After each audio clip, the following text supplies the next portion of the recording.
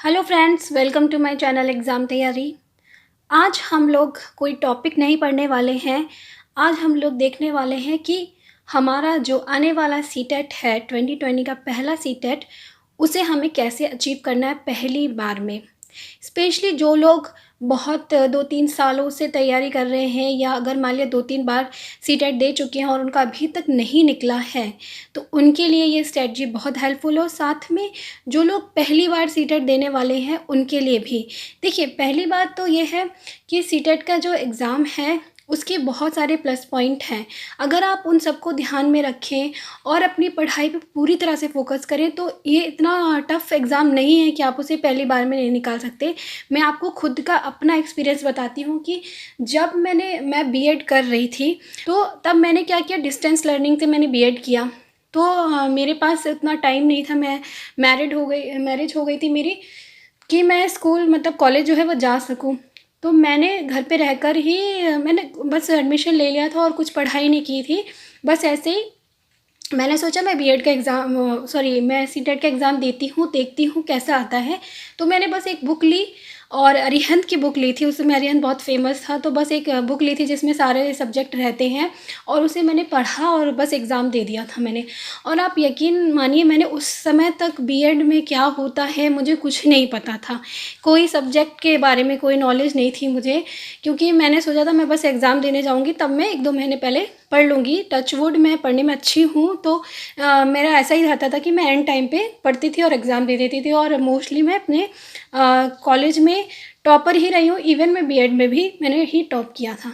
ठीक है, तो मैं बस इतना बताना चाह रही हूँ कि मैंने बिना कुछ पढ़े बस एक लास्ट मोमेंट पे अरिहंत की बुक पढ़ के और एग्ज़ाम दिया था। उसके बाद भी मेरे जो नंबर हैं वो आए थे, मेरे 85 नंबर्स आए थे पहले अटैम्प्ट में। सोचिए, जब मैंने कुछ नहीं पढ़ा था, मुझे नहीं पता था कि पेडागॉजी वगैरह ये होता क्या है, लेकिन हाँ, जब मैंने एग्ज़ाम दिया तो मैंने देखा ये किस तरह के क्वेश्चन हैं और ये सब क्या पूछा जा रहा है। लेकिन हाँ, हमने भी तो कॉलेज पढ़ा है, स्कूल पढ़ा है, हमारे भी टीचर थे, हमारी भी एक्सपेक्टेशन थी टीचर से, या हमारी भी अपनी डिमांड होती थी कि हमें टीचर ऐसे पढ़ाए, ऐसे समझाए। तो पेडागॉजी क्या है, शिक्षण शास्त्र क्या है, यही तो है ना कि हमें बच्चे को किस तरह से पढ़ाना है, किस चीज़ को ध्यान देना है। तो आप खुद उस फेज़ से जो है गुज़र चुके हैं, तो आपको खुद पता है चीज़ें जो हैं, क्या डिमांड है पढ़ाई की, स्कूल की। तो बहुत सारी चीज़ें हम खुद से भी जानते हैं, हमारे डेवलपमेंट के बारे में हम जानते हैं, हमारे सामने बच्चे जो हैं उनका डेवलपमेंट हुआ, हम जानते हैं किस स्टेज का बच्चा क्या करता है, कैसे करता है। तो बहुत सारा जो सिलेबस है उसको हम ऑलरेडी ही जानते हैं। तो मैं बस आपको इतना बताना चाहती हूँ, आपको डरने की बिल्कुल भी ज़रूरत नहीं है। ठीक है, मैं आपको एक सिंपल सी स्ट्रेटजी बताऊंगी एक वीडियो में। इस वीडियो में हम सिर्फ स्ट्रेटजी देखेंगे, नेक्स्ट वीडियो में हम इंपॉर्टेंट टॉपिक्स देखेंगे, उसके बाद मैं जो इंपॉर्टेंट टॉपिक्स हैं उनका रिवीजन भी कराऊंगी। ठीक है, ताकि मेरा टारगेट है कि इस बार का जो सीटेट है वो आप में से ज़्यादा बच्चे निकालें, और मैं जो चीज़ें बोलूँगी आपको वो ही बात को फॉलो करना होगा, कुछ और नहीं। तो मैं आपको गारंटी दे सकती हूँ, आपको मुझ पे विश्वास है तो बस आप मेरी बात को फॉलो करना। ठीक है, तो शुरू करते हैं। सबसे पहले बात आती है कि सीटेट का सिलेबस क्या है। ठीक है, सबसे पहले सिलेबस आपको पता होना चाहिए। बहुत से बच्चों को सिलेबस ही नहीं पता कि सिलेबस क्या है। बहुत से बच्चों को यही नहीं पता कि पेपर 1 में कौन से सब्जेक्ट आते हैं, कौन से पेपर 2 में आते हैं। बहुत से बच्चे मुझे खुद कमेंट में देखते हैं कि मैम ये साइंस का मैं वीडियो डालती हूँ, पूछते हैं मैम ये पेपर 1 के लिए, पेपर 2 के लिए है। ठीक है, मैथ का ईवीएस का डालती हूँ पेपर 1 के लिए, पेपर 2। आपको ये नहीं पता तो आप एग्ज़ाम क्यों दे रहे हो भाई, मत दो। क्योंकि फिर आप कुछ नहीं कर सकते। आप अपना एक तो 6 मंथ आप ख़राब कर रहे हो अपना, ऊपर से आप फिर एक आपके दिमाग में भी आ जाएगा एक नेगेटिव थॉट कि मेरा निकला नहीं, मैं नहीं कर सकता। तो मत करो। आप साल में केवल एक ही बार एग्ज़ाम दो। मैं नहीं कहती कि दोनों बार सीटेट दो आप, लेकिन एक ही बार दो। एक बार आप घर में भी दे सकते हो, ज़रूरी नहीं आप एग्ज़ाम हॉल में जाकर दो। आप खुद से उस पेपर को लो, 2.5 घंटे बैठो, बिना किसी इंटरप्शन के आप खुद से करो सॉल्व उसे। उसके लिए ज़रूरी नहीं कि आप एग्ज़ाम हॉल में जाओगे, वहाँ दोगे, तभी आपको पता चलेगा अपनी परफॉर्मेंस के बारे में। ठीक है, तो बस, लेकिन जब आपको जाना है अच्छे से तैयारी करके जाना है। तभी आपको पता चलेगा कि मेरी कितनी तैयारी थी और कितनी मेरी तैयारी रह गई है जो मुझे करना है। तो सबसे पहले सिलेबस को आप अच्छे से जान लो, पूरे पेपर के पैटर्न को अच्छे से जान लो, कौन से कौन सा सब्जेक्ट किस पेपर में आता है, कितने नंबर का आता है। तो सिलेबस जो होता है सबका दिया हुआ है। अगर हम पेपर 1 और पेपर 2 की बात करें, ठीक है, अगर हम पेपर 1 और हम पेपर 2 की बात करें, अब तो ये हो गया कि बीएड वाले पेपर 1 पेपर 2 दोनों ही दे सकते हैं, पहले नहीं था। तो बहुत अच्छा पॉइंट है ये कि आप दोनों पेपर दे सकते हो, ठीक है। तो पेपर 1 और पेपर 2 की अगर हम बात करें तो पेपर 1 में देखिए CDP यानी चाइल्ड डेवलपमेंट एंड साइकोलॉजी दोनों में आता है, ठीक है।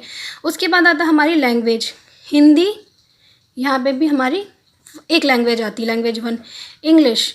अब मैं यहाँ पे इंग्लिश और हिंदी कॉमन लेके चल रही हूँ क्योंकि मैं यही पढ़ाती हूँ, वरना लेकिन आप बहुत से बच्चे जो होते हैं ना इंग्लिश की जगह पे संस्कृत ले लेते हैं, उर्दू ले लेते हैं, तो आप उस हिसाब से देखिएगा। मैं अपने जो मैं पढ़ाती हूँ मैं आप उनको वही बता रही हूँ, ठीक है। तो ये 3 सब्जेक्ट तो है दोनों पेपर में कॉमन, ठीक है। अब हम अगर पेपर 1 की बात करें तो यहाँ पे आता है EVS और आता है मैथ, ठीक है, मैथ्स आता है। और यहाँ पे हमारा क्या होता है कि जो साइंस साइड के बच्चे हैं उनके लिए आता है मैथ और साथ में आता है हमारा साइंस, ठीक है। और जो हमारे सोशल साइंस के बच्चे हैं उनके लिए SST आती है, ठीक है। ये टोटल होती है 60 मार्क्स की और ये दोनों मिलाकर होते हैं 60 में, वो हम बाद में डिस्कस करेंगे। मैं आपको बता देती हूँ अभी कि ये सब्जेक्ट होते हैं पेपर 1 और पेपर 2 के लिए। ये हमारा सिलेबस को आप वेबसाइट से जो CTET की है वहाँ से डाउनलोड कर सकते हैं। पूरा सिलेबस मस्ट है, आपको सिलेबस देखना मस्ट है। ये नहीं कि डाउनलोड करके आप उसको एक साइड में रख दें और आपको कोई मतलब नहीं है, बस आप यूट्यूब पर वीडियो देख रहे हैं और बस हो जाएगा आपका। नहीं, सिलेबस आपको पता होना बहुत ज़रूरी है और सिलेबस में जितने भी टॉपिक दिए हैं उनकी नॉलेज, बेसिक नॉलेज होना बहुत ज़रूरी है। बाकी मैं इंपॉर्टेंट टॉपिक बताऊंगी वो आप अच्छे से तैयार कीजिएगा बस, ठीक है। तो सिलेबस में अगर हम बात करें तो मेनली क्या आता है, हमारा पेडागोजी होता है, ठीक है। और होती है हमारा अगर लैंग्वेज की बात करें हम, जो लैंग्वेज है हमारी हिंदी इंग्लिश, उसमें क्या होता है पैसेज होता है पेडागोजी के अलावा, ठीक है। तो ये चीज़ें होती हैं। अब इस पैसेज जो होता है उसमें थोड़ा बहुत ग्रामर आता है, लेकिन ग्रामर जो होता है वो नाम मात्र का आता है। आप अगर पैसेज पढ़ रहे हो उससे भी आपको समझ में आ जाए तो ग्रामर पे आपको बिल्कुल फोकस नहीं करना है, ठीक है। तो एक बात ये ध्यान रख लो आप कि जो ग्रामर है उस पर आपको बिल्कुल फोकस नहीं करना, क्योंकि आप बीएड कर चुके हो, आप 10th 12th कर चुके हो, BSc कर चुके हो, BA कर चुके हो, आपको इतनी ग्रामर पता होगी कि आप काम चला लोगे, ठीक है। मेन फोकस जो करना है आपको वो करना है पेडागोजी में। क्यों करना है पेडागोजी में? क्योंकि पहला सब्जेक्ट जो आपका वो पूरा पेडागोजी ही है 30 मार्क्स की, ठीक है। उसके बाद इसमें भी 15 मार्क्स की आती है, दोनों लैंग्वेज में 15 मार्क्स की, EVS में, मैथ में। तो अगर हम पूरा देखें तो 150 नंबर का जो हमारा पेपर होता है उसमें से 90 मार्क्स की आपकी पेडागोजी ही आती है। तो अगर आप सोच लीजिए पेडागोजी आपकी अच्छी है, बहुत अच्छी है, जिसकी आपने बहुत प्रैक्टिस की है, तो आप आराम से 80 मार्क्स ला सकते हो पेडागोजी में ही। सिर्फ सोचिए CDP में लोगों के 30 में से 30 आते हैं, 29 28 आते हैं। तो आप खुद से सोच लीजिए कि सबसे ज़्यादा फोकस आपको किस पे करना है, पेडागोजी पे। इसीलिए मैंने अपने चैनल पे सारे सब्जेक्ट की पेडागोजी डाली है, सोशल साइंस को छोड़कर। उसकी भी मैं डालने की कोशिश करूँगी जल्दी ही, लेकिन मैं पेपर कराऊँगी। पेपर से भी आपको आइडिया लग जाएगा कि किस तरह के पेडागोजी के क्वेश्चन आते हैं। और कुछ जो मेन टॉपिक्स हैं जो कि हर सब्जेक्ट की पेडागोजी में आते हैं उन्हें मैं पढ़ा दिया है, थोड़े बहुत रह गए हैं उन्हें भी पढ़ाऊँगी, आपको बता दूँगी कौन कौन से हैं। तो अगर आपकी किसी पर्टिकुलर सब्जेक्ट की पेडागोजी तैयार नहीं है तो भी अगर उन टॉपिक्स को, जैसे कि हमारे CCE हो गया, RT एक्ट हो गया, NCF हो गया, ब्लूम टैक्सोनॉमी हो गई, ये कुछ टॉपिक ऐसे जिन्हें आप पढ़ लिए ना, तो आप किसी भी सब्जेक्ट की पेडागोजी में अच्छे खासे नंबर जो हैं वो ला सकते हैं, ठीक है। तो हमने बात करी सिलेबस की कि सिलेबस में आपको सिर्फ पेडागोजी पे ध्यान देना है। और लैंग्वेज की अगर बात करें तो हमें क्या है, पेडागोजी पे तो ध्यान देना ही है। दूसरी बात है पैसेज, क्योंकि 15 नंबर का पैसेज आता है लैंग्वेज 1 और लैंग्वेज 2 दोनों में, तो आप उनको इग्नोर बिल्कुल भी नहीं कर सकते। और बच्चों की जो सबसे बड़ी गलती होती है वो यही होती है कि वो पैसेज इग्नोर कर देते हैं, ठीक है। फिर क्या होता है, अब आप 15 नंबर की पेडागोजी में से कितने ले आओगे आप? मान लिया मैक्सिमम 12 ले आओगे आप, 12 में आपके क्या नंबर आएंगे, है ना। तो बहुत ज़रूरी है पैसेज करना। पैसेज करने के लिए कोई और तरीका नहीं है, सिर्फ प्रैक्टिस। ओनली प्रैक्टिस, कि आप ज़्यादा से ज़्यादा प्रैक्टिस करो डेली। कम से कम एक हिंदी का और एक इंग्लिश का पैसेज ज़रूर लगाना है आपको, ठीक है। सिलेबस हो गया हमारा पहला पॉइंट। दूसरा पॉइंट आता है हमारा पैटर्न, यानी कि क्या पैटर्न है। आप सबको पता है 150 मार्क्स का जो है हमारा पूरा पेपर होता है, और उसमें से मैंने अभी आपको बताया कि 90 मार्क्स जो है वो आपका पेडागोजी है। तो पेडागोजी आपको बहुत अच्छे से करनी है। उसके अलावा अगर हम देखिए, हिंदी इंग्लिश में मैंने पैसेज के लिए आपको बता दिया कि डेली आपको 1 पैसेज लगाना है हिंदी का इंग्लिश का, चाहे पेपर 1 हो चाहे पेपर 2 हो, ठीक है। बस लैंग्वेज थोड़ी सी डिफ़िकल्ट आ जाती है और कुछ अंतर नहीं होता है। पेपर 1 की लैंग्वेज थोड़ी ईजी होगी और पेपर 2 की लैंग्वेज थोड़ी सी टफ होगी। जो टॉपिक्स होंगे पैसेज के थोड़े हाई लेवल के होंगे, ठीक है। उसके अलावा वहाँ पे देखिए पैसेज में दिया भी गया, जो सिलेबस अगर आप अच्छे से देखेंगे तो वहाँ बताया भी गया है जो पैसेज जो किस टॉपिक से रिलेटेड आते हैं। तो सिलेबस को एक बार बहुत अच्छे से देख लीजिएगा। उसके अलावा अगर हम बात करें कि 90 मार्क्स का तो हमारा हो गया पेडागोजी। अब ईवीएस हो गया, मैथ हो गया, ठीक है, या फिर हमारा पेपर 2 में मैथ, साइंस और सोशल साइंस, इन सब के लिए आपको कुछ नहीं करना है। सिर्फ और सिर्फ आपको पढ़ना है NCERT, ठीक है। सिर्फ NCERT की बुक्स पढ़नी है। आप किसी और बुक के पास बिल्कुल जाइएगा मत, छुइएगा भी मत किसी बुक को। मैं आपको पूरी गारंटी देती हूँ, मेरे बहुत से स्टूडेंट हैं जिनके बहुत अच्छे नंबर आए हैं, और सिर्फ NCERT से। अगर आप खुद भी उठा के देखेंगे ना, NCERT के अलावा कोई क्वेश्चन आता ही नहीं है बाहर से। EVS की मैंने NCERT पूरी कराई है, साइंस की भी NCERT कंप्लीट हो गई है, सोशल साइंस की नहीं कराई है मैंने। तो बस आपको क्या करना है, NCERT का ध्यान देना है। अब अगर हम मैथ की बात करें तो अगर मैथ में भी जो क्वेश्चन आते हैं वो NCERT बुक से ही आते हैं। NCERT बुक में जो सिलेबस है, बच्चों को जो पढ़ाया जाता है वही आता है। तो अगर आप मैथ में सिर्फ बेसिक मैथ जो होती है उसे भी आप सीख लेते हैं, कि जैसे नंबर्स जो होते हैं, प्राइम नंबर क्या है ना, ये सारी चीज़ें, रेशियो कैसे होता है, प्रोपोर्शन क्या है, ये जो बेसिक मैथ है बस इसे ही कर लीजिए आप। तो भी आप 15 में से 15 नंबर की तो पेडागोजी हो गई, 15 नंबर का हमारा मैथ हो गया। तो 15 नंबर में से आप 5 या 7 नंबर तो आराम से ले आओगे, मेरी गारंटी है। बस आप उतने जो बेसिक मैथ है उसको कर लो। और सबसे ज़्यादा जो ज़रूरी है ना इन सब चीज़ों में, वो है प्रैक्टिस। आप हज़ारों किताबें पढ़ लो, हज़ारों वीडियो देख लो, लेकिन आपने प्रैक्टिस नहीं की तो आपका पेपर नहीं निकलेगा। सबसे ज़्यादा ज़रूरी है प्रैक्टिस। अब देखिए, प्रैक्टिस आपको करनी है। प्रैक्टिस कैसे करनी है, कहाँ से करनी है, तो उसके लिए क्या है, कुछ नहीं करना है आपको। बस प्रैक्टिस के लिए आपको करना है प्रीवियस ईयर पेपर्स, ठीक है। प्रीवियस ईयर पेपर किसके, जिसको जो भी आप एग्ज़ाम दे रहे हैं, जैसे मैं यहाँ पे सीटेट की बात कर रही हूँ, ठीक है।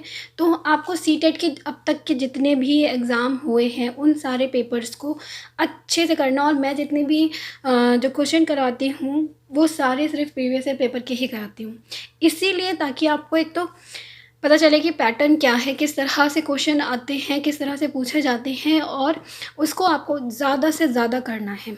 एक वीडियो को आप स्किप बिल्कुल भी मत कीजिए। देखिए, स्किप कर देंगे जल्दी जल्दी में, आपको यहाँ तो लगता है कि हाँ ठीक है मैं जल्दी जल्दी कर देता हूँ, रॉन्ग होंगे सही है, सही होंगे तो भी सही है, ऐसे सोच के मत करिए, ठीक है। ये सोच के आप करेंगे तो आप एग्ज़ाम में नहीं कर पाएंगे। आपको ये सोच के करना है कि आप अभी ही जो है वो एग्ज़ाम दे रहे हो और आपकी तैयारी कैसी है उसे चेक कर रहे हो, ये सोच के हमेशा करिए। इसके लिए मैं प्रैक्टिस सेट कराती हूँ डेली, वो देखिए आप। और आप बुक्स भी आती हैं बहुत सारी प्रैक्टिस सेट की, वो लेकर आ जाइए। जब आपके पास टाइम हो तो आप उसको करिए, ठीक है। लेकिन प्रैक्टिस आपको सबसे ज़्यादा करनी है। डेली आपको 1.5 घंटे पढ़ना है,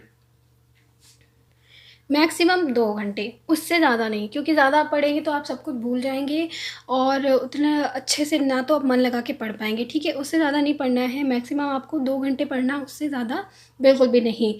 अगर अब हम लैंग्वेज की बात करें कि लैंग्वेज 1 और लैंग्वेज 2 में बहुत से बच्चे कन्फ्यूज़ रहते हैं कि हम लैंग्वेज 1 में क्या लें, लैंग्वेज 2 में क्या लें, ठीक है। तो मैं आपको सजेस्ट करूँगी हमेशा जो आप लैंग्वेज 1 लोगे, ठीक है, उसमें आप हिंदी लो, ठीक है। और आप जो लैंग्वेज 2 लोगे उसमें आप इंग्लिश लो। या फिर संस्कृत या उर्दू, जो भी आपको लेना है वो से हमेशा सेकंड लैंग्वेज, क्योंकि लैंग्वेज वन क्या होती है आपकी, एक तरह से समझ लीजिए लैंग्वेज वन हमारी जो मदर टंग है, ठीक है। इसलिए ये इसका जो पैटर्न आता है वो कैसा आता है, थोड़ा सा टफ आता है इसके कंपैरिजन में। इसमें आती है हमारी कविता, पोयम, और इसमें आता है हमारा पैसेज। और पोयम जो होती है उसको समझना थोड़ा सा मुश्किल होता है, क्योंकि उसमें जो वर्ड्स होते हैं वो कैसे होते हैं, बहुत ही डीप नॉलेज वाले वर्ड होते हैं, गहराई वाले होते हैं, ठीक है। अलंकार का प्रयोग होता है, वो चीज़ें जो होती हैं वो समझना आसान नहीं होता है। इसलिए अगर आप इस लैंग्वेज वन में हमेशा उस लैंग्वेज को चूज़ कीजिए जो आप, जिसमें आप एक्सपर्ट हैं, जो आपको बहुत अच्छे से समझ में आती है। इसलिए मोस्टली हिंदी जो है वो सबको समझ में आती है, बाकी रीजनल लैंग्वेज जो भी है आपकी तो आप उसमें उस हिसाब से ले सकते हो फर्स्ट लैंग्वेज में। लेकिन लैंग्वेज वन में आपको वही लैंग्वेज लेनी है जो आपको आपकी स्ट्रॉन्ग है। क्यों? क्योंकि इसमें कविता आती है, पोयम आती है, ठीक है। और लैंग्वेज टू में आपको इंग्लिश लेना है या जो दूसरी लैंग्वेज जो भी आप लेना चाहते हो, संस्कृत, उर्दू, जो भी लेना चाहते हो उसको आप लीजिए, ठीक है। इसमें पैसेज आता है, पैसेज जो है वो ईजी होता है करना पोएम की तुलना में। तो ये तो होगी लैंग्वेज वन। और लैंग्वेज टू में आपको क्या लेना है, ठीक है। एनसीईआरटी की बुक पढ़नी है आपको। उसके बाद अगर हम दूसरे कंटेंट की बात करें कि पेडागोजी कहाँ से पढ़नी है, ठीक है। कंटेंट में क्या है हमारा, मेन है हमारी पेडागोजी, और हमारा जो दूसरी चीज़ें हैं सिलेबस में वो। तो मैंने आपको मैथ और साइंस के लिए तो बता दिया, और ईवीएस के लिए कि आपको एनसीईआरटी की बुक पढ़नी है और कहीं कुछ भी नहीं पढ़ना है। ये मेरी आपसे रिक्वेस्ट है। आप लोग पूछते हो कौन सी बुक ले लूँ, कोई बुक मत लो। और एक चीज़ और कि किसी एक बुक पे फोकस करो।